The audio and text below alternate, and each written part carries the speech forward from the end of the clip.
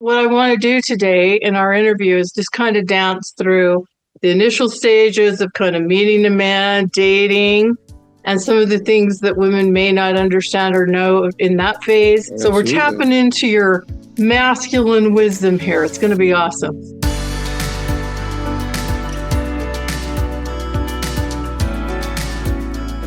So let's start with the like initial meeting, dating phase. What are some of the things that you think would be important for women to understand or know about men in that phase, recognizing that men, like women, are all individuals, but there's certainly some themes here.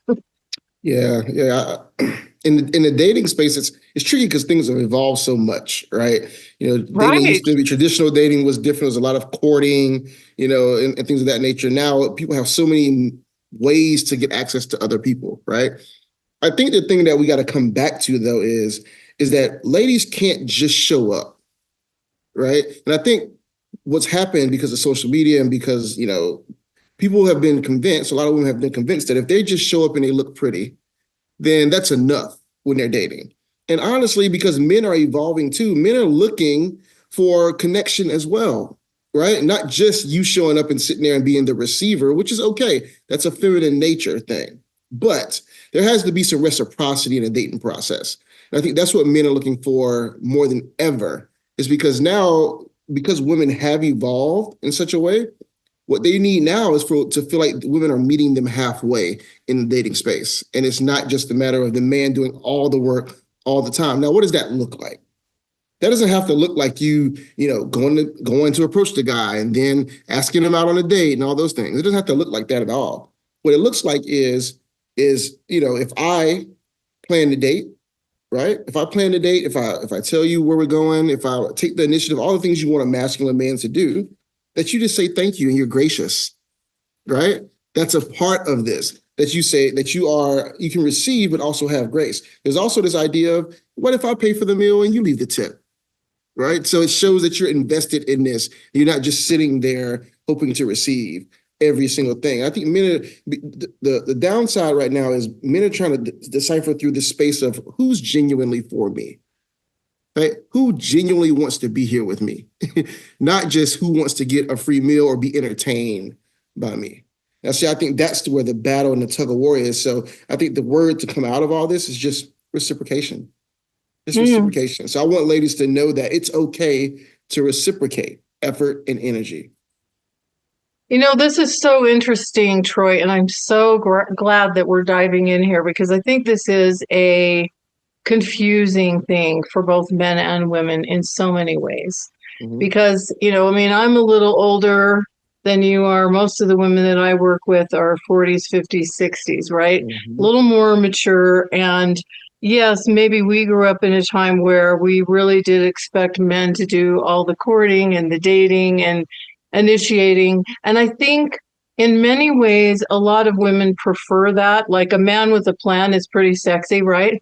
We like that because it makes us feel special. It makes us feel taken care of. It makes us feel like we can be secure with this person, like he has some idea about where he's going, not just for a date, but in life. I think there's some real reasons that women like that. And yet, I totally get what you're saying, where I think men right now, I loved the way you said it, where you said men are looking like, who's here for me? Who's for me here?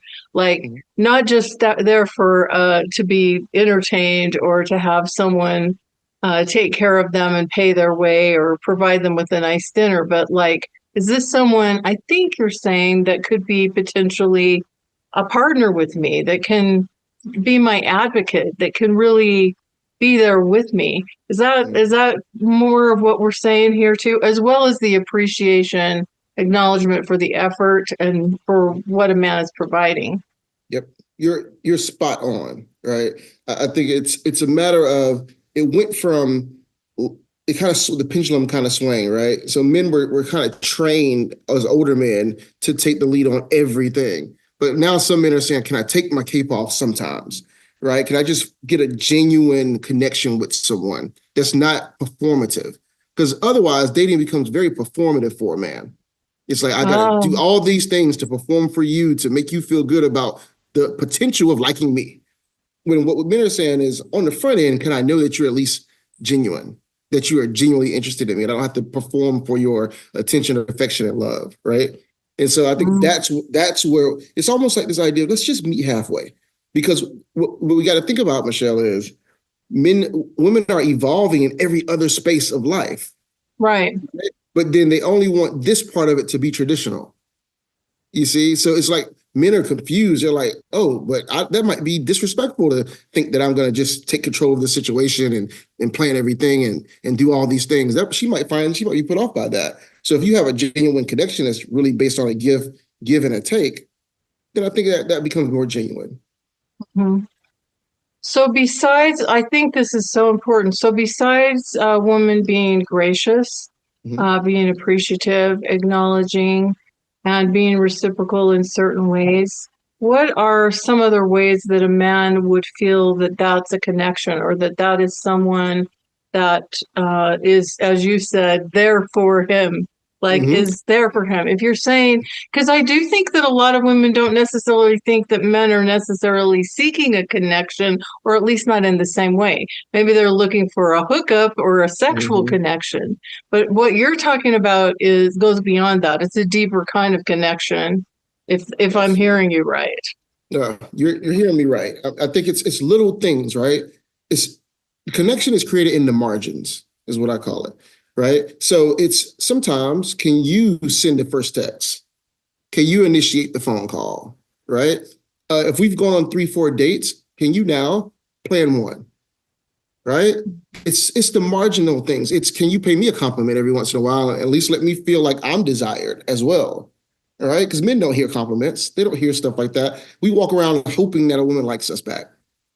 And that hoping is tiring.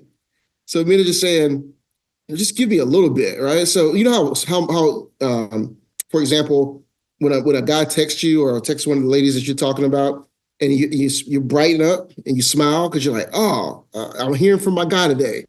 Well, if you brighten, guys are getting brighter if they get a text from the girl first or from the woman first, right?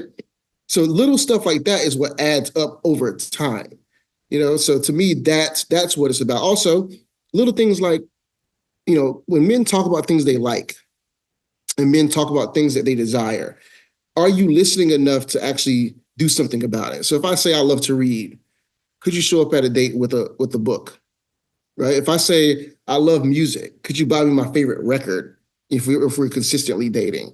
Men just want to feel considered and thought about. It's not that we need women to take the lead. We just need some reciprocal energy. Mm-hmm. Mm-hmm. Yeah, I want to come back to this whole idea of the paying thing, because I think this is another area that gets confusing just for a second here. So in my dating experience, I always loved it when a man planned and paid for at least the first couple of dates, right? Absolutely. Like agree. Without me pulling out my purse, without me paying for a tip or whatever. Now, I do like to think that I was appreciative and thanked him and was gracious. But I always liked that, again, because it comes back to this idea of, like, it felt like I was being kind of taken care of and that he cared enough to plan something and execute something. That having been said, my pattern was that if I went out with a man for a few times, 3-4 times, he planned the dates, paid for the dates, then I would do something reciprocal. I would plan a date and pay for a date. Like, for example, with my husband and I, we'd gone out a number of times. He'd taken me on some really nice dates. And then I had, before I'd even met him, bought these tickets to this Michael Bublé concert. I had these great tickets. And so I just invited him to go with me. And I said, this night will just be my treat. So I paid for the dinner. I'd already bought the tickets. We went on this really fun date and I treated him and he loved that. And so that felt like, it felt balanced to me. I feel, for me, and I want to hear your feedback on this. For me, it always felt awkward to go, like, should I pull out my purse? Should I offer some money? Should I, like, that always felt like so weird to me. But I'd like to hear your take on that, just for a little more clarification.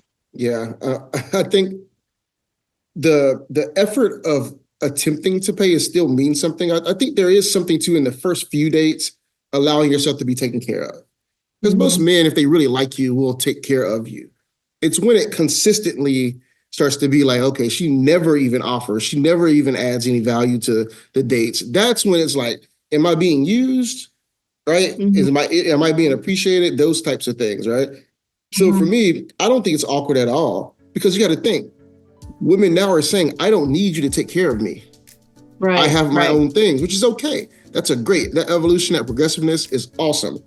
But you have to back that up in some ways. You have to back that up. You can't live this high lifestyle over here, but then over here in the dating space, it's like you don't have anything, or you can't contribute to it. So I think that's where, you got to kind of do that dance.